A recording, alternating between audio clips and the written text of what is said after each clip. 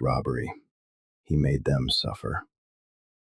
She was crawling, knees dragging through her own blood, one hand reaching for the service window, the other pressed against her ribs where something inside had shifted in a way that meant she was running out of time.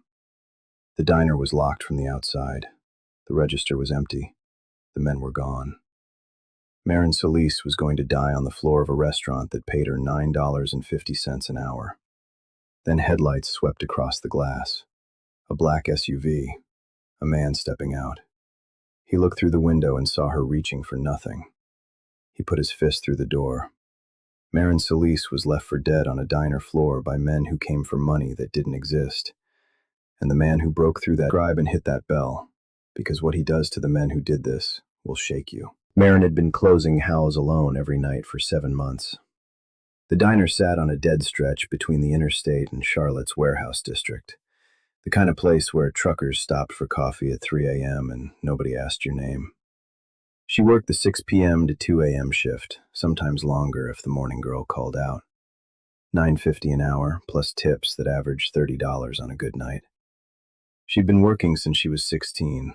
Grocery stores, cleaning offices with her mother, a laundromat that paid cash under the table. Marin didn't know what rest looked like. She knew what rent looked like. She knew what overdue looked like. Rest was a luxury for people whose lives had margins. She was 25 years old. Her mother had died 2 years ago, cancer that went untreated too long because insurance was something that happened to other people. And by the time the emergency room couldn't turn her away, the disease had already made its decision. Her older brother Asa had borrowed money to cover the final hospital bills.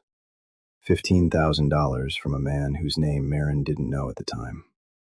Asa disappeared 14 months ago. No note, no call, just gone, like a door had closed behind him and erased the hallway. Marin filed a missing persons report. Nothing came of it. She spent 14 months calling shelters, checking hospitals, searching faces on the street. Her brother had vanished inside a city of 900,000 people, and no one was looking for him except her. Hal's was owned by a man named Galt Henning, 53, drinker. The kind of boss who showed up late smelling like last night and expected the diner to run itself.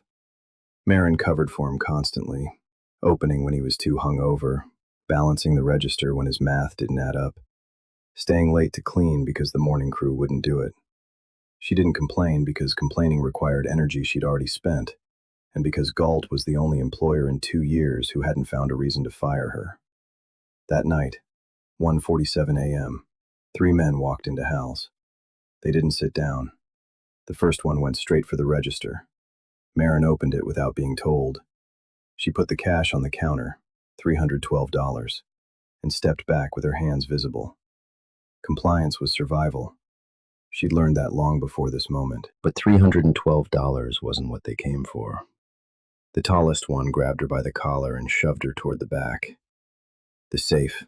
Where is it? There was no safe. There was no weekend deposit, Marin told them. They didn't believe her. She told them again. The pistol grip hit her temple before she finished the sentence. She went down. The floor was sticky with fryer grease and smelled like burned coffee. A boot connected with her ribs. Once, twice, 3 times. Something cracked. Something shifted. She tasted copper. Her vision went white at the edges. One of them kicked her again after she'd stopped moving, the way a man kicks a thing he's already decided isn't a person. They left, locked the door from the outside. The neon "open" sign buzzed above her like a joke. Marin lay behind the counter for what felt like hours, but was probably 4 minutes. The pain in her side was hot and spreading. Not the sharp ache of broken ribs, but something deeper, wetter. The kind of damage that happens on the inside where you can't press a towel against it. She needed to move. She needed help. She needed someone to know she was here. She crawled, knees through blood, one hand reaching, the other holding herself together. She made it to the service window and pressed her palm against the glass. A bloody handprint, a signal to no one. Headlights. Rune Casper's black SUV pulled into the back lot at 2:11 a.m. He was 37 years old, and he ran Charlotte's Underground with the methodical patience of a man who'd learned early that noise gets you killed and silence gets you everything else. He used Hal's back lot for late-night exchanges, neutral ground, no cameras, empty after closing. He was early. The lot was deserted. But the diner lights were on and the front door was locked, and something about the stillness was wrong. He looked through the glass. He saw the blood. He saw the handprint. He saw a woman lying behind the counter with one arm reaching toward a window and the other pressed against ribs that were no longer doing their job. He put his fist through the door. Glass shattered across his forearm. He didn't notice. He crouched beside her. She flinched, hard, automatic, the full-body recoil of a woman whose instincts had been rewritten by violence. He stopped, waited, let her see his face. "I'm going to pick you up," he said. "Tell me if I'm hurting you." He lifted her. She cried out. He adjusted his grip and carried her to the SUV, one hand on the wheel, the other holding a towel against her head wound while he called his physician. Marin drifted. The world went soft and gray. At one point she opened her eyes and saw his face, jaw tight, focused, blood running down his forearm from the shattered door. "You're bleeding," she whispered. He didn't look down. "I know. We'll deal with mine later." His physician, Bridger, worked on Marin for 4 hours. Ruptured spleen, fractured skull, 4 broken ribs, internal bleeding. Bridger told Rune another 30 minutes and she'd have been gone. Marin woke in a bed she didn't recognize. Clean sheets, low light, bandages she didn't apply. The door to the room was open. She could hear a chair creaking softly in the hallway. Someone sitting outside her room. Not inside, outside, guarding her sleep without crossing the line. She stared at that open door and listened to the quiet presence on the other side of it. And for the first time in years, she closed her eyes without bracing for what morning would bring. 3 days passed inside Rune Casper's house like weather she didn't trust. Marin kept to the guest room mostly, sleeping in fits, waking to pain, counting the exits out of habit. Front door, back door, 2 windows on the first floor. The math of escape was so deep in her wiring she did it in rooms where no one was chasing her. On the second day, she tried to walk to the kitchen alone. Her ribs caught fire halfway down the hallway and her knees buckled.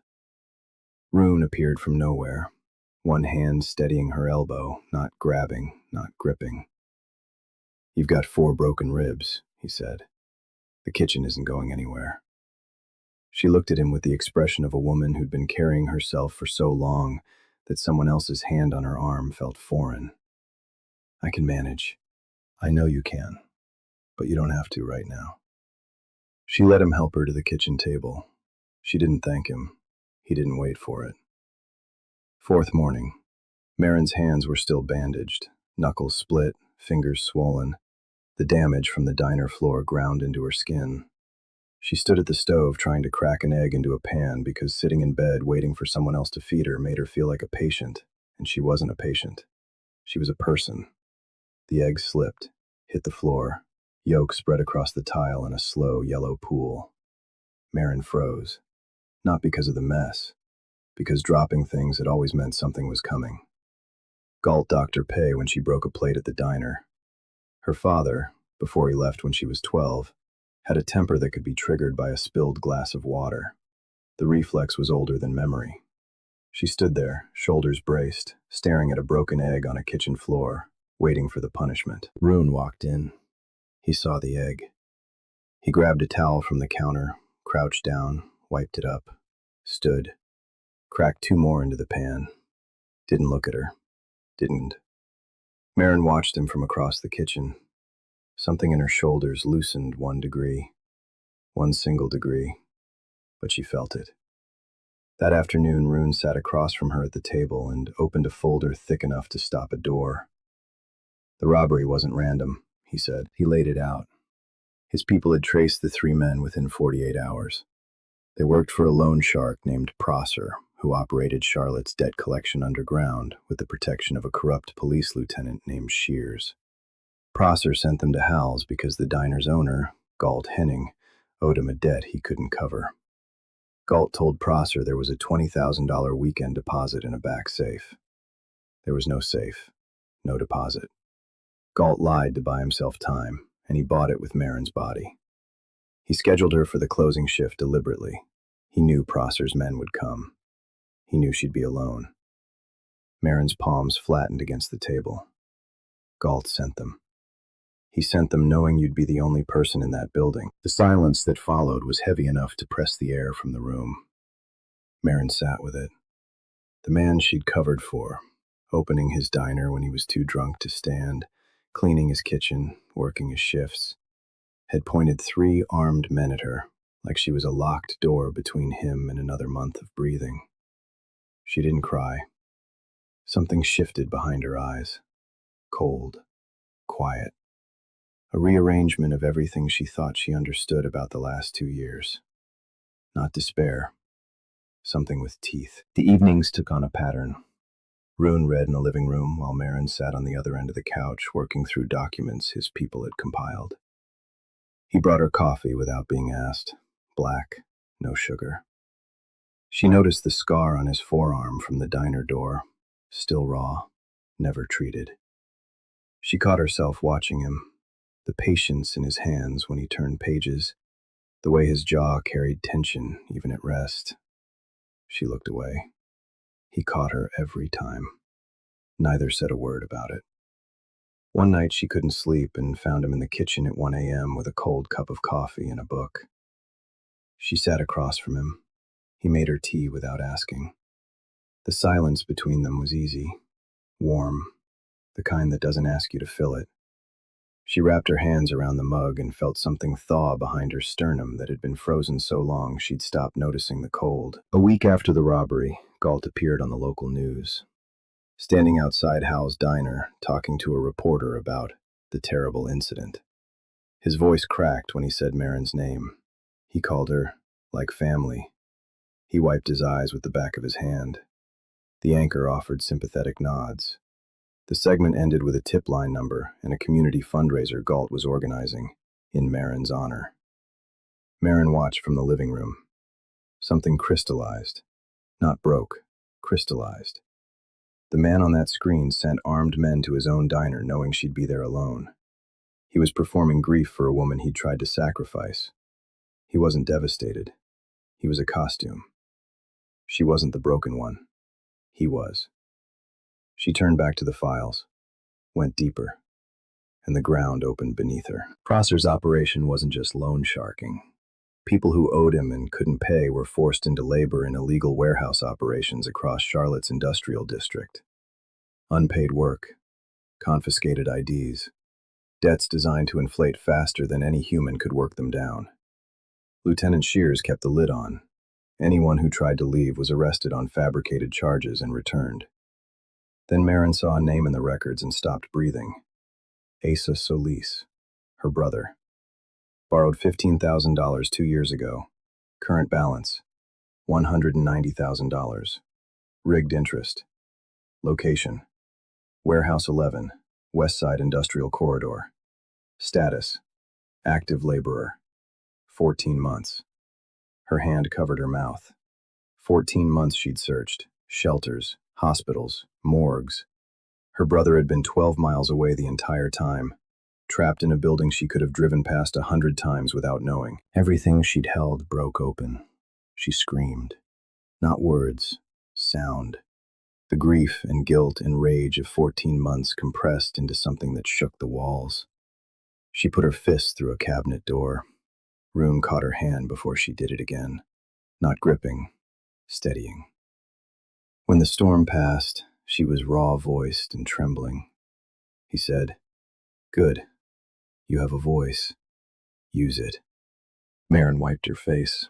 Her eyes were red, but her jaw was iron. "I want my brother back. I want Galt in a cell.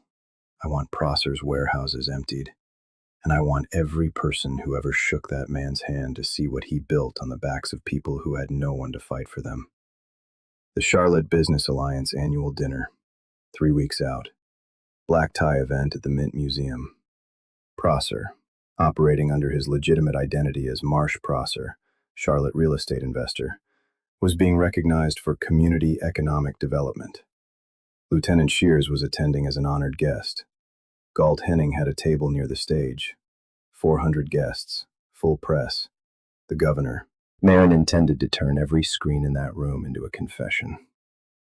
Rune's tech specialist, Finch, deliberate, precise, the kind of woman who could breach a security system while finishing a crossword, held an event coordination contract with the Mint Museum through one of Rune's legitimate fronts. AV access 2 hours before the ceremony. 4 seconds to switch the feed. Marin built the evidence package. Prosser's debt records showing interest calculations engineered to trap, balances that grew faster than any person could work them down. Warehouse documentation, photographs, worker lists, names and faces of 43 people held in windowless buildings across Charlotte's industrial district. Lieutenant Shears's fabricated arrest records, charges invented to keep workers from leaving.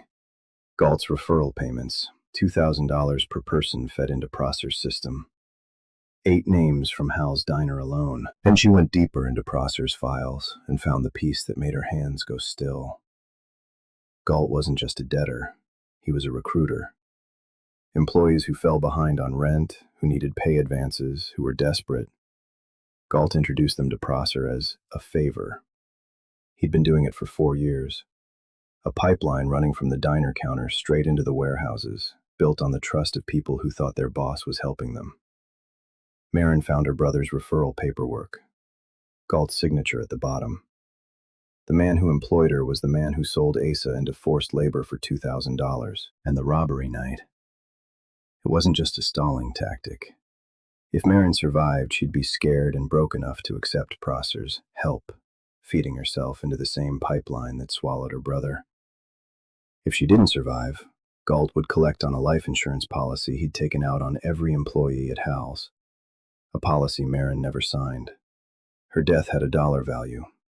Galt had already calculated it. She added the referral documents and the insurance policy to the evidence package. Her hands were steady. 2 weeks before the gala, Rune's team extracted Asa, the warehouse on Charlotte's West Side corridor, disguised as a packaging facility, padlocked doors, no windows. 3 a.m. 12 workers pulled out, Asa among them. He came through the door of Rune's house looking like a man who'd been hollowed out and left standing by accident. Thinner, quieter, eyes carrying the weight of 14 months spent being told he was nothing more than a number on a ledger. Marin saw him in the hallway, and her knees gave. She grabbed him and held on, carefully, because his body looked like it might break if she squeezed too hard, fiercely, because 14 months of searching and praying and refusing to believe he was dead had earned her this moment. "I'm sorry, Mar," Asa whispered. "I'm sorry." "Stop," she said. "None of this was your fault." She held her brother and cried the way she hadn't since their mother's funeral. Rune stood at the end of the hallway, watching, and then quietly walked away. Some moments don't need a witness. They need space. Prosser discovered workers were missing. He activated Shears. Patrol cars circled Rune's territory. A raid on an east side property, thinly disguised, fishing for evidence. The window was narrowing. The night before the gala. Marin sat on the back steps of Rune's house. Charlotte hummed in the distance. Headlights and highway noise and the low electric pulse of a city that didn't know what was happening in its warehouses. Rune sat beside her, close enough to feel, not touching. "Ace is safe," she said, "but there are still people in those buildings." He nodded. "After tomorrow, will it be enough?" He looked at her. "You've already done more than anyone asked you to." "Nobody asked me. That's the point. Nobody asked any of us. That's why Prosser got away with it." Rune was quiet. Then he spoke in that low, unhurried way that meant the words were coming from somewhere he didn't usually open. "My mother cleaned boats, rich men's yachts. My father drank what she earned and broke what he couldn't drink." He paused. "She died because a broken jaw went untreated, because my father said hospitals cost too much. I was 14. I held her hand until the paramedics came. His jaw tightened. They were too late. Everyone was always too late. His hand found hers on the step. She laced her fingers through his. They sat until the city lights blurred and the night settled around them. Morning of the gala.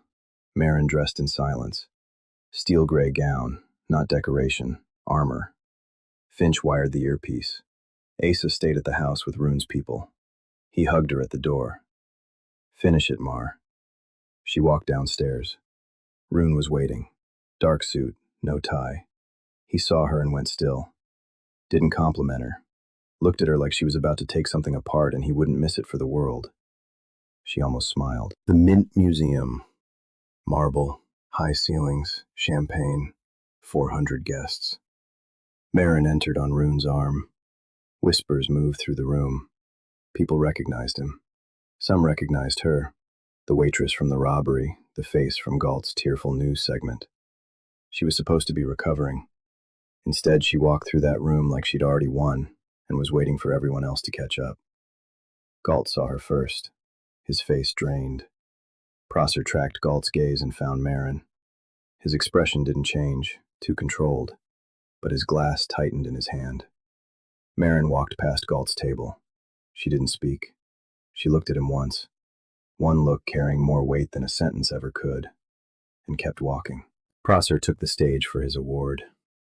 Mid-speech, the screens flickered, went dark, came back.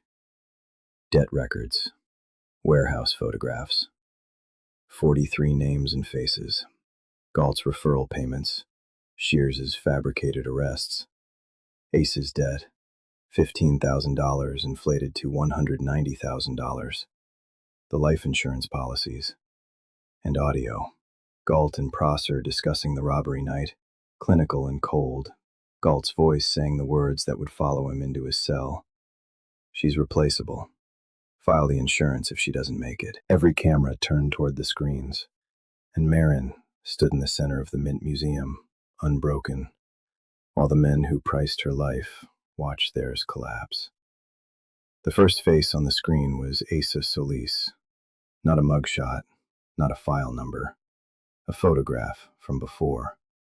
Smiling, arm around his sister at their mother's birthday, a man who looked like he still believed the world had a place for him.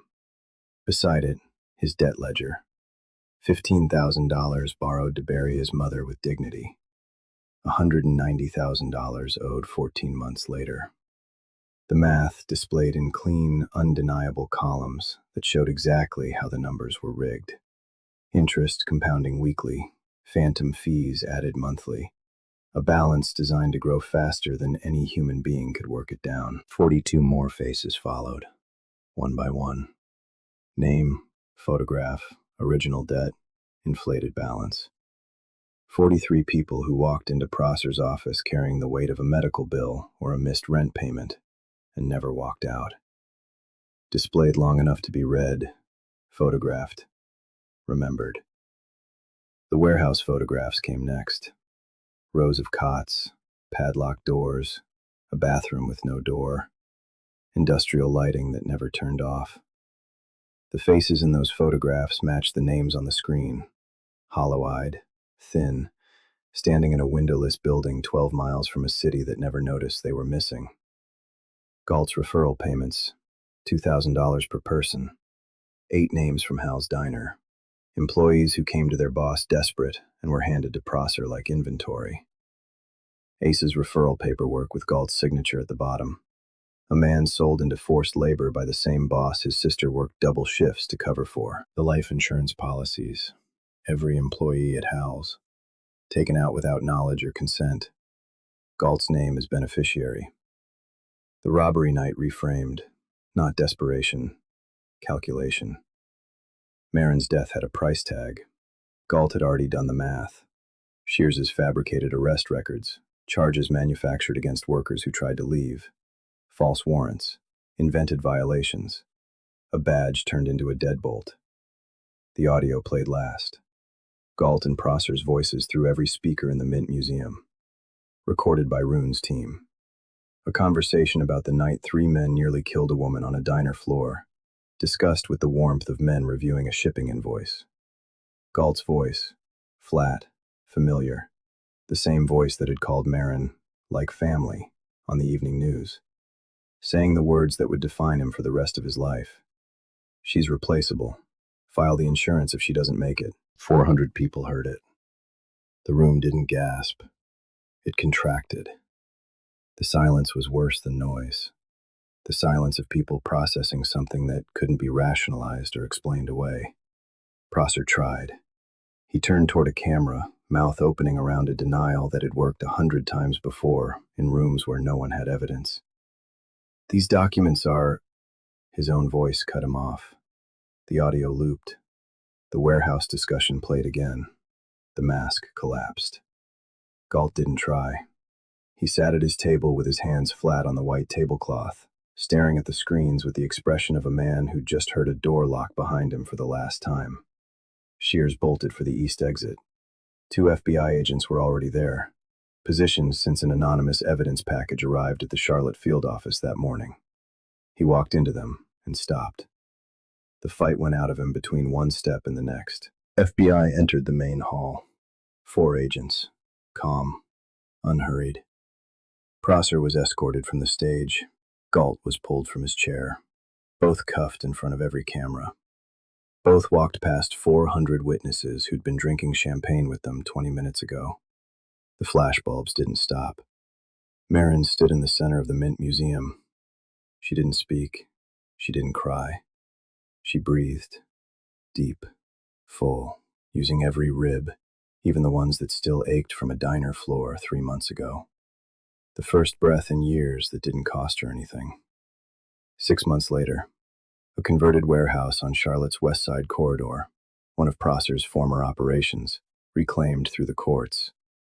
The padlocks were gone. The windows were new. A sign above the door read, "The Asa Solis Workers' Rights Center. Free legal aid and job placement for victims of labor exploitation." Founded by Marin Solis. She ran it with the same steadiness she'd brought to every double shift and every closing hour. Except now the work carried a weight that meant something beyond the next paycheck. She sat across from people who'd been trapped and used and thrown away, and she helped them find ground solid enough to stand on. She did it because no one had done it for her.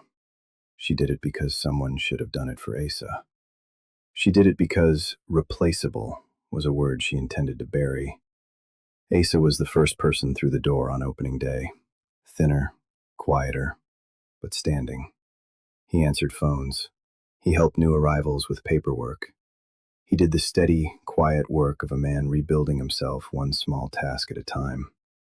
Sometimes he looked at his sister across the room and shook his head like he still couldn't believe she'd found him. Prosser, 30 years.